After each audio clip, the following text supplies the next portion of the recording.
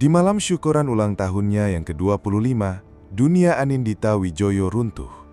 Tunangannya, keluarganya, dan ilusi cinta yang sempurna lenyap dalam sekejap. Kakak perempuannya, Zahra, menerobos masuk ke pesta, mengandung anak dari pria yang seharusnya dinikahi Anindita. Dipermalukan dan ditinggalkan, Anindita pergi tanpa alas kaki dalam keheningan yang menyesakan. 3 tahun kemudian, ia kembali, menikah dengan seorang miliarder, berpakaian elegan, dan siap untuk mengungkapkan kebenaran yang coba ditutupi oleh semua orang di meja itu.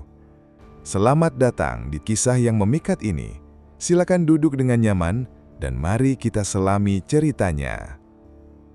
Ballroom hotel berkilauan di bawah cahaya lampu kristal yang bersinar seperti konstelasi di langit keemasan. Setiap detail memancarkan kemewahan. Gelas-gelas kristal di atas meja, hiasan bunga mewah di langit-langit, dan gapura bunga di mana melati dan anggrek putih terjalin dengan keanggunan yang tertata. Alunan musik gamelan yang lembut memenuhi udara dengan melodi yang halus. Ini adalah acara syukuran Anindita, usianya yang ke-25, yang seharusnya menjadi malam terindah dalam hidupnya. Mengenakan gaun batik sutra modern yang membalut lekuk tubuhnya yang anggun, Anindita menyambut para tamunya dengan senyum cerah. Mereka mengangkat gelas mokpil untuk masa depannya, untuk kebahagiaannya. Di sisinya, tunangannya Bima Prakoso, seorang investor teknologi dengan pesona yang tak tercela, memeluknya dengan lembut. Dia membisikkan sesuatu di telinganya, membuatnya tertawa, memberikan kesan bahwa semuanya sempurna. Untuk sekali ini, alam semesta tampak tersenyum padanya. Di tengah-tengah acara, saat para pelayan membagikan makanan pembuka dan para tamu duduk untuk makan malam, Bima dengan lembut meraih tangannya. "Nita," bisiknya, "bisakah kita bicara sebentar di luar?" Terkejut namun geli, dia mengangkat alis. "Kamu tidak akan melamarku lagi kan?" Candanya, menepuk cincin berlian di jarinya. Bima tidak tertawa, wajahnya tegang, matanya gelisah menatap pintu. Penasaran, dia mengikutinya melewati pintu kaca besar menuju teras yang bermandikan cahaya lembut dari lampion. Udaranya hangat, dipenuhi aroma bunga Kamboja yang melayang di malam hari. Anindita menoleh padanya. "Ada apa, Bima?" Dia menghela napas, seolah sulit untuk berbicara. "Aku tidak ingin merusak acaramu, tapi aku tidak bisa melanjutkan pertunangan kita." Anindita mengerjap, tak percaya. "Apa maksudmu?" "Aku bertemu orang lain," katanya cepat. "Itu tidak direncanakan. Itu terjadi begitu saja." Kata-kata itu menghantamnya seperti pecahan kaca di dadanya. "Kamu mabuk? Ini pasti lelucon." "Tidak, ini bukan lelucon." Dia menunduk. "Kami akan punya bayi." Detak jantungnya sendiri menenggelamkan musik yang terdengar dari dalam. Napasnya menjadi pendek dan terengah-engah. "Bayi?" ulangnya. "Dengan siapa?" Bima tidak langsung menjawab. Keheningannya sudah menjadi jawaban. "Tidak," bisiknya. Kakinya goyah. Tidak, katakan padaku itu bukan Zahra." Dia mengangguk pelan. "Zahra?" Nama itu meledak di benaknya. Zahra, kakaknya, cantik, dominan, yang selalu harus bersinar. "Brengsek kau," desisnya. Mundur dengan suara pecah. "Kau tidur dengan kakakku." Bima tampak bingung. "Aku tidak bermaksud." Anindita tidak membiarkannya selesai. Dia berbalik dan menyerbu kembali ke dalam ruangan. Panik dan amarah membuncah di dalam dirinya. Semua mata tertuju padanya. Ibunya, Ibu Rina, yang duduk di dekat panggung, mengerutkan kening. Lalu pintu terbuka lagi. Zahra masuk, tampak berseri-seri. Gaun malamnya memeluk perutnya yang membuncit. Dia melangkah maju dengan percaya diri. "Kejutan," katanya kepada hadirin. "Aku dan Bima sedang menantikan seorang anak. Dan ya, kami akan menikah." Keheningan yang mengejutkan menyelimuti ruangan. Anindita di tengah ruangan merasakan air mata menggores riasannya. Dia mencari tatapan ibunya, memohon, tetapi ibunya yang selalu khawatir menjaga nama baik keluarga, membuang muka. "Jangan buat keributan," bisiknya tanpa suara. Saat itu, Anindita melepas sepatunya, sedikit mengangkat gaunnya, dan meninggalkan ruangan tanpa alas kaki, tanpa sepatah kata pun. Tidak ada yang mengikutinya. Anindita terus mengemudi hingga lampu-lampu Jakarta hanya menjadi kilau samar di kejauhan.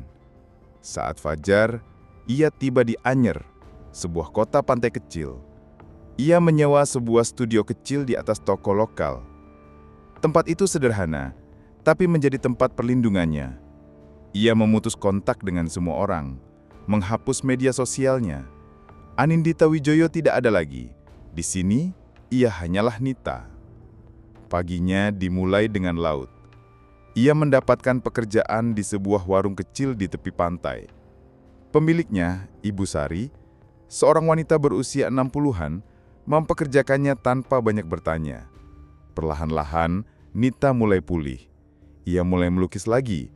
Kanvas-kanvasnya menjadi buku harian tentang rasa sakit dan penyembuhannya. Suatu sore, saat sedang menggambar di pantai, seorang pria mendekat. "Nama saya Leo," katanya dengan senyum hangat. Dia tidak tahu masa lalunya, tidak tahu apa-apa tentang skandal itu. Bersamanya, Nita merasa aman. Mereka mulai sering bertemu. Leo menjadi kehadiran yang konstan dalam kehidupan Nita. Mereka membicarakan segalanya, kecuali masa lalu mereka. Nita bercerita tentang almarhum ayahnya, tetapi tidak pernah tentang Bima atau Zahra. Leo, di sisi lain, berbicara tentang masa kecil yang penuh tekanan. Menjadi sebuah nama yang diharapkan untuk berprestasi. Suatu pagi, ia melihat beberapa fotografer mencari seseorang. Ia mengikuti pandangan mereka dan melihat Leo, wajahnya tegang, mencoba bersembunyi. Kemudian, dia mengakui kebenarannya. "Nama saya Leo Suryo." Nama itu tidak berarti apa-apa baginya. CEO Suryo Innovations, tambahnya. Cari saja di internet. Nita merasa dunianya berguncang. "Seorang miliarder. Kamu membohongiku," katanya. "Aku tidak berbohong," jawabnya. "Aku hanya tidak menceritakan semuanya. Aku perlu tahu apakah seseorang bisa menghargaiku apa adanya, bukan karena uangku." Nita butuh waktu. Beberapa hari kemudian, Leo mengiriminya salah satu lukisannya yang telah ia perbaiki, membuatnya lebih kuat, dengan sebuah catatan. "Bahkan badai pun bisa membawa kita ke tempat yang lebih baik."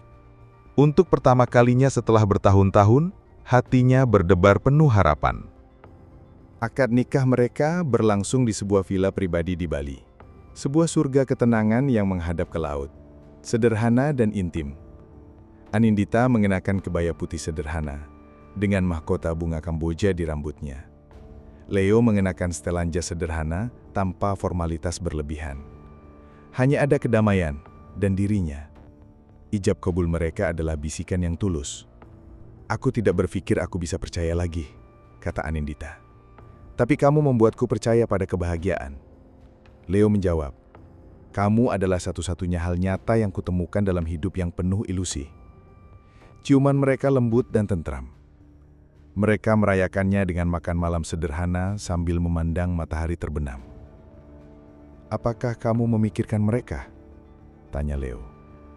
"Aku menyesali citra yang kumiliki tentang mereka," katanya. "Tapi bukan siapa mereka sebenarnya. Beberapa bab tidak pantas mendapatkan sequel." Berbulan-bulan kemudian, sebuah undangan datang melalui WhatsApp. Pesan formal, nyaris dingin. Anindita Wijoyo dan tamu diundang dengan hormat ke makan malam ulang tahun untuk merayakan ulang tahun ke-35 Zahra Wijoyo. Ruang pribadi, restoran Merah Putih, Senayan, pakaian formal. 3 tahun telah berlalu. Anindita menatap nama kakaknya.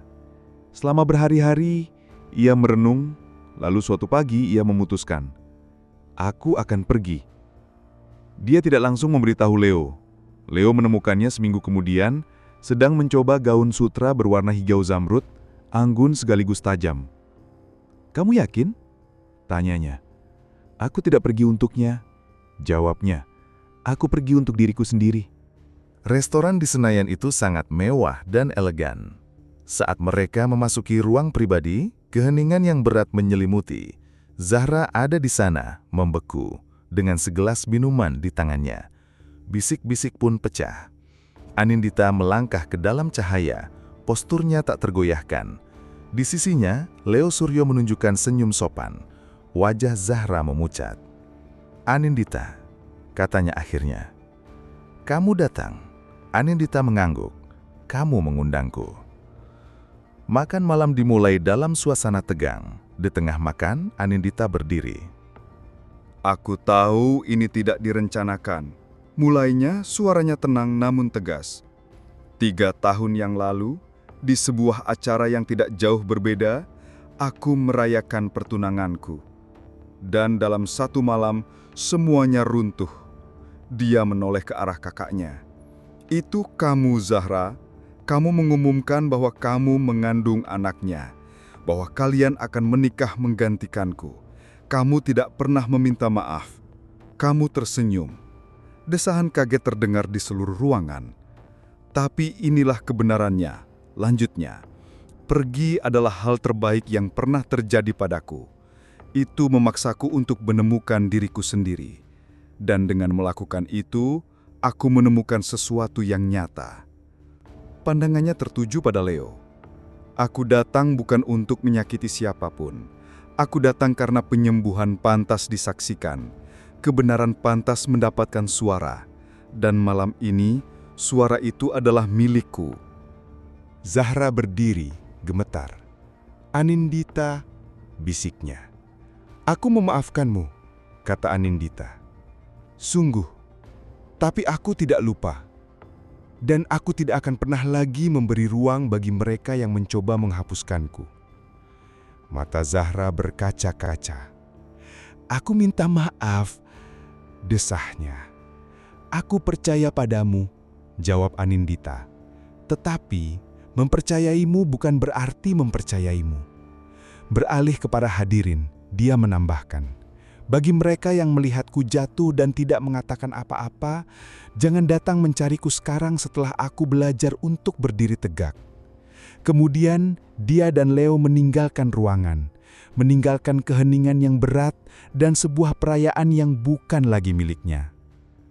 Di luar, suara Zahra menghentikan mereka. Tunggu! Dia mendekat, tampak rapuh. Aku pantas menerima semua yang kau katakan. Aku cemburu. Kamu memiliki cahaya itu. Dan aku harus berjuang untuk dilihat. Dia mengakui segalanya. Bima meninggalkannya 6 bulan setelah putri mereka lahir. Aku sendirian sejak saat itu.